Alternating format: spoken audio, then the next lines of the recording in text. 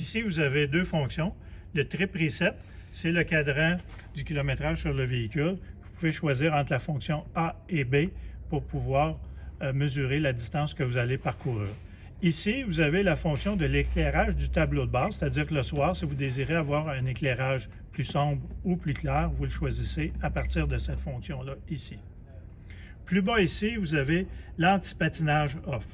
Le véhicule est équipé de l'antipatinage, comme tous les véhicules en Amérique du Nord. Ici, ce que c'est que vous pouvez faire, c'est tout simplement désactiver votre antipatinage. Donc, il faut bien comprendre que le véhicule, l'antipatinage est toujours actif.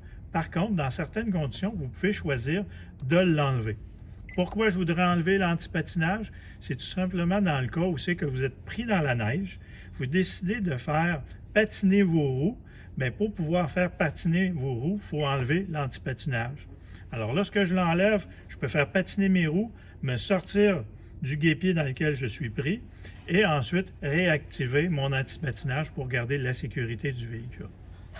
Lorsque le véhicule en est équipé, ici, c'est le volant intelligent, c'est-à-dire lorsque j'ai le Cruise Control Pro Pilote, je peux choisir si je veux activer le volant pour que le véhicule se dirige par lui-même.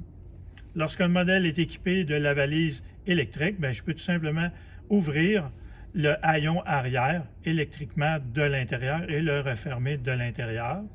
Et ensuite, j'ai mon réservoir d'essence, c'est-à-dire pour ouvrir le bouchon à essence, bien, je fais tout simplement peser sur le bouton pour pouvoir l'ouvrir. Lorsqu'un modèle est équipé ici aussi, lui ici, j'ai le volant. Ça ressemble un peu au volant qui est en haut ici. La différence avec cette fonction-là ici, c'est que c'est mon volant chauffant.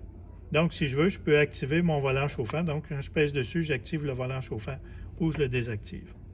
La fonction All-Wheel Drive Lock, c'est tout simplement pour barrer le véhicule sur les 4 roues motrices dans certaines conditions. Exemple, si je suis pris dans la neige, bien, ce que c'est que je peux faire? Bien, je peux barrer le véhicule sur les 4 roues motrices et jusqu'à une vitesse de 30 km/h, tout simplement avoir une traction et une propulsion distribuée 50-50 entre les roues avant et arrière.